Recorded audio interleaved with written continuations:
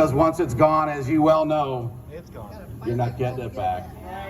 And we're just like every other country on the face of the earth that the world history has ever seen. So, what to do? Well, there's a plaque in my office, and it says, and I live by it every day, among some other more religious pieces of wisdom, but it says, I am one person, but I am one person. Right? I can't do everything, but I can do something. I know you feel that way. And that something that I can do, I ought to do. Yes, thank you. And by the grace of God, I will. You each have to feel that same thing. We each can do something. So here's what we're doing in the office, what I'm doing. I saw more than in decades past, parents being awakened. Maybe it was because they were sent home by the China virus, but they paid attention to what their kids were learning in school through the computer screen. I don't know if it was that or just some other awakening, but finally they're paying attention to how their kids are being taught. And this is important because if you're going to run a free republic, that family unit is the fundamental building block of a free society.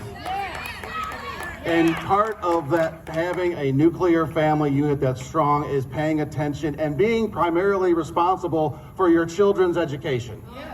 So we do that. If you don't do that, then you let the state come in and do it. You let socialism come in and do it. And that's what we're seeing happen with this so-called CRT, this social emotional learning. And by the way, it's not what you call it. You all understand that. It's what's being done to our kids, the indoctrination. And so we fight for our kids. So we put out a Parents' Bill of Rights. Now, I know a lot of you, you're not intimidated by interacting with your government, or should you be. Our founders made it to be accessible. But for some of our parents, this is actually, believe it or not, the very first time they may have interacted face-to-face with their government. When they go to a school board meeting that's associated with the public school system, that's what they're doing. I don't want us to look like Loudoun County, Virginia. I want our parents to go in confident, knowing what their rights are, knowing what their responsibilities are, knowing what education looks like and how they can interact with it here in Indiana. Well, like I just said, we published a Parents' Bill of Rights so you can take your country back. And next week, we're going to publish the second edition of it that's based on the feedback that you and other parents across the country have given us. It's going to include what you can do in terms of your medical rights, what you can do about filing your own civil rights claim if you or your kids or your grandkids have been discriminated against. And then we're going to have additional versions of it that talk about your religious liberty and that culminate in education freedom. Because competition, just like in every other part of our lives, gives us better results. And if we can have competition amongst our schools, like this State House and these legislators have done a pretty darn good job of making sure that amongst the other states we have education freedom. We have that competition. You have education choice. A lot further to go. So we're doing that. And in addition, I wanted to talk just briefly about the vaccine mandates put onto us by this socialist federal government, particularly Joe Biden. But it goes way beyond Joe, and it goes way beyond some other things.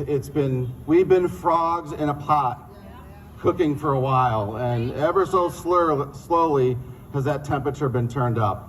And now I hope it's hot enough that again we're all awake. So on behalf of the people of the state of Indiana, I'm pleased to announce that we have filed 3 different lawsuits against this socialism. They are your lawsuits. I'll go through each of them briefly, and hopefully no one falls asleep.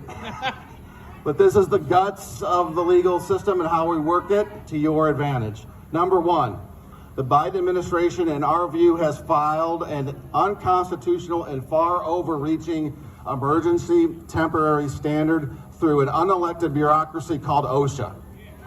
OSHA, at the fault of legislators before us, decades old, have ceded workplace safety lawmaking, not to themselves, but to an unelected bureaucracy that's part of the Department of Labor. They go along either in cooperation with state government or on their own and judge whether or not employers are providing a safe workplace for their employees. That's what OSHA is supposed to do, like it or not. Biden has used that to say that the China virus is a workplace issue, failing to recognize that to the extent we have the virus, it's in our churches, it's in our homes, it's everywhere we go. It's far beyond the workplace, therefore it's far beyond the reach of OSHA, and therefore it's a constitutional overreach and a non-delegation. It's a use of a non-delegation of powers from your federal lawmakers. So that's how we're going to win this thing. We are filed in the 7th Circuit Court of Appeals, which is in Chicago.